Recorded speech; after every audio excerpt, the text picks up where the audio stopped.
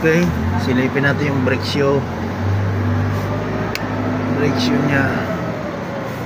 Ayun, malayo na. Ayun o. Okay. Manipis na. Kailangan na palitan. Palitan na ng brake shoe. May kabila. Check natin kabila. Okay, manipis na yung kabila. Ito. Wala na rin. Manipis na rin, oh. Ayan. Manipis na yan.